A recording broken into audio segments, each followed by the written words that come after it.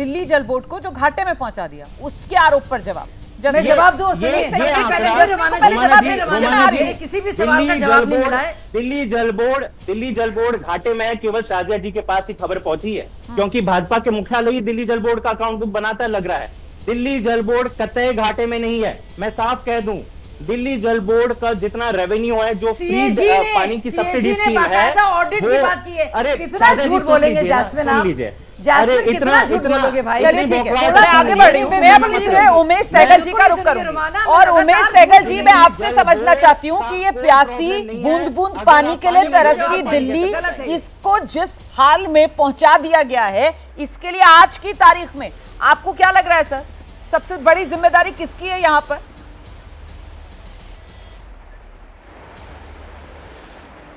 देखिए, जिम्मेदारी तो अल्टीमेटली उसकी होती है जिसने लास्ट जो खड़ा हुआ है।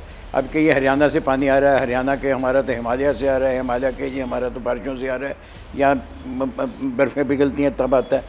तो अल्टीमेट रिस्पॉन्सिबिलिटी तो दिल्ली जल बोर्ड की है, और दिल्ली जल बोर्ड इससे हट नहीं सकता।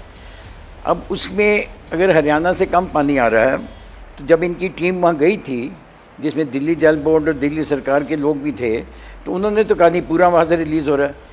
तो रास्ते में कहीं या उसकी चोरी हो रही है या कुछ और हो रहा है। सर प्लीज जरा ये दोबारा बताइए पॉइंट। आप कह रहे हैं कि दिल्ली जल बोर्ड की टीम हरियाणा गई थी और वहां जाकर उन्होंने मुआयना किया और बोला कि हाँ सब ठीक है, हरियाणा से सही पानी रिलीज हो रहा है, आप ये बता रहे हैं?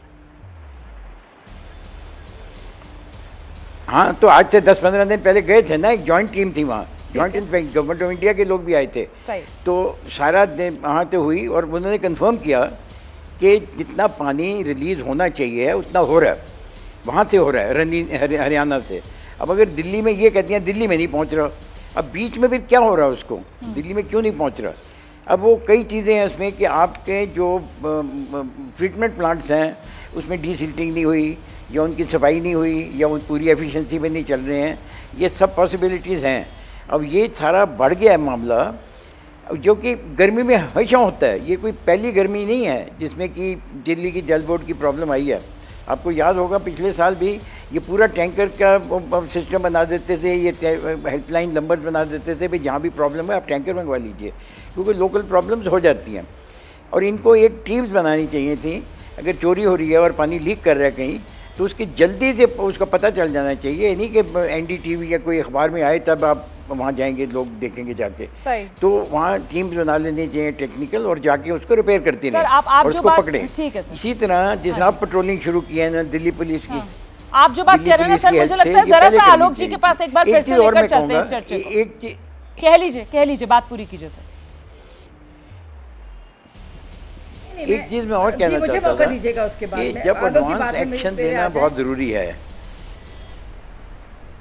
जी उमेश जी, एडवांस एक्शन लेना बहुत ज़रूरी था, और दिल्ली में टैंकर्स की ज़रूरत पड़ती है, क्योंकि जो टेल एंड पे सिस्टम है ना, वो वहाँ पे शॉर्टेज हो जाती है पानी की। सही बात। तो एक तो इनको जहाँ 24 घंटे पानी मिल रहा है वो कम कर दें, अगर दिन में 2 दफ़ा पानी मिल रहा है, एक दफ़ा में अपना जमा कर दें। अगर प्रॉब्लम आपकी है दिल्ली के लोगों की, तो सिर्फ 28 लाख लोगों की प्रॉब्लम नहीं होनी चाहिए, सारे 280 लाख लोग उसको फेस कर रहे हैं।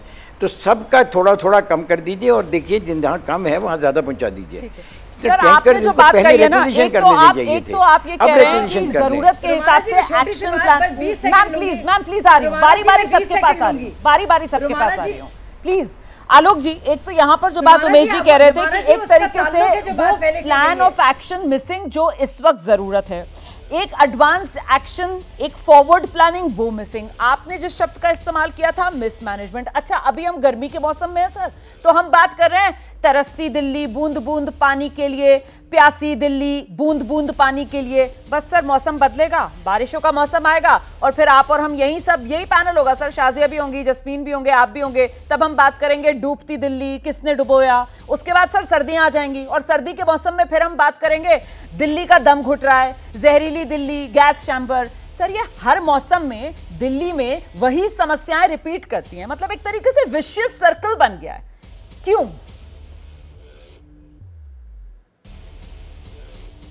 देखिए, इसमें दोनों लोगों की ही गलती। फॉरवर्ड प्लानिंग कुछ है नहीं। दिल्ली एक ऐसा शहर है रोमाना जी जिसमें एक नया शहर हर साल जुड़ जाता है। नेचुरल ग्रोथ जो है दिल्ली की वो 2.5 लाख पॉपुलेशन की है, और जो माइग्रेशन है वो भी लगभग 2 से 2.5 लाख है। तो 5 लाख का एक नया शहर दिल्ली में जुड़ जाता है। और पिछले 10 साल से दोनों पार्टियां आपस में राजनीतिक लड़ाई लड़ती रही हैं, कभी कोर्ट में, कभी एलजी के माध्यम से, कभी पुलिस के माध्यम से, कभी कॉर्पोरेशन के माध्यम से, कभी कूड़े के माध्यम से, कभी पॉल्यूशन के माध्यम से, कभी पानी के माध्यम से।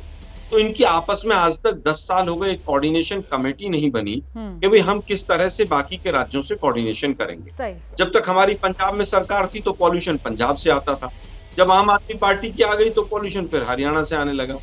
मैं समझता हूं कि इस तरह की स्टेटमेंट से कहीं ना कहीं दिल्ली का नुकसान हो रहा है। हाँ। टैंकर माफियाओं के नाम पर तो केजरीवाल जी ने पूरा चुनाव लड़ा था। हाँ। आज जैस्मीन कह रहे हैं कि इसके ऊपर राजनीति नहीं होनी चाहिए। हाँ। उन्होंने तो आपने कहा कि वो मीटर याद होगा, वो मीटर में जिसमें केजरीवाल जी फूंक मार के दिखाते थे कि फूंक से चल रहे हैं। हाँ। तो मुझे लगता है कि राजनीति पानी और बिजली पे ही केजरीवाल जी ने शुरू की। हाँ। लेकिन उसके बाद फ्री का झुंझुना भी दिया गया। हाँ। लेकिन दोनों की गलती है इसमें। एक कोऑर्डिनेशन कमेटी भी बने, हाँ। कितना आया कितना नहीं आया, वो कोऑर्डिनेशन कमेटी एक प्रेस रिलीज अपनी जारी करे कि हरियाणा ने पानी कितना छोड़ा कितना नहीं छोड़ा। अदरवाइज तो हम रोज ऐसे ही टीवी पे डिबेट करते रहेंगे। देखिए ना, उसके बारे में भी बता दिया दोनों की तरफ। ठीक है उमेश जी ने भी बताया कैसे भी 10-15 दिन पहले वो ज्वाइंट टीम गई थी और जिसमें हरियाणा में किसी तरीके की कोई दिक्कत नहीं पाई गई थी। आ रही हूँ शाजिया जी, आपके पास ही आऊंगी। 1 मिनट, जस्मीन से एक रिएक्शन लेने दीजिए। जस्मीन, जो बात यहाँ पर आलोक जी कह रहे हैं कि साहब बहुत हो गया ये राजनीतिक तू-तू मैं, ये दिल्ली सरकार वर्सेस केंद्र सरकार, जरूरत इस बात की है कि समन्वय बनाया जाए क्योंकि अल्टीमेटली भुगतना हम दिल्ली वालों को ही पड़ता है। रोमानी जी बिल्कुल सही कह रहे हैं। मैंने शुरुआत में अपने वक्तव्य के शुरुआत में कहा था कि पानी के मुद्दे पे जो लोगों के जीवन से जुड़ा हुआ है उसमें कभी राजनीति नहीं होनी चाहिए, लेकिन आंकड़े जो सच जाहिर कर रहे हैं उसको अगर हम नजरअंदाज करेंगे और इधर उधर की बातें करेंगे तो समाधान कभी नहीं निकलेगा। मैं आपको ये ऑफिशियल आंकड़े मैंने पहले भी बताया, अभी भी बता रहा हूं कि 1 जून तक कोई समस्या नहीं थी दिल्ली में।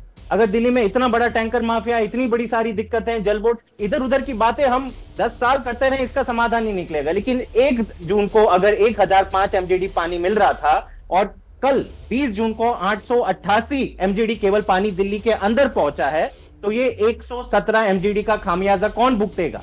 क्या दिल्ली सरकार हवा से पानी पैदा करेगी? तो हरियाणा तो पूरा पानी दे रहा है ना। पानी मतलब हरियाणा ने तो अपनी तरफ से 500 एमजीडी जो हरियाणा की तरफ से जारी होना है वो दे रही है। अब सारे की सारी जिम्मेदारी हरियाणा से तो नहीं है ना, अलग अलग स्रोतों से पानी आता है। आप लोग लेकिन अनिश्चितकालीन हड़ताल पर जल मंत्री बैठ गई है। मैं ये नहीं समझ पा रही हूँ उससे हासिल क्या करेंगे? क्यों ना माना जाए कि ये सिर्फ और सिर्फ प्योर पॉलिटिक्स है जो आप लोग कर रहे हैं, सिर्फ परसेप्शनली अपने आप को पॉलिटिकल एडवांटेज दिलाने के लिए आप लोग ये सियासी ड्रामा कर रहे हैं।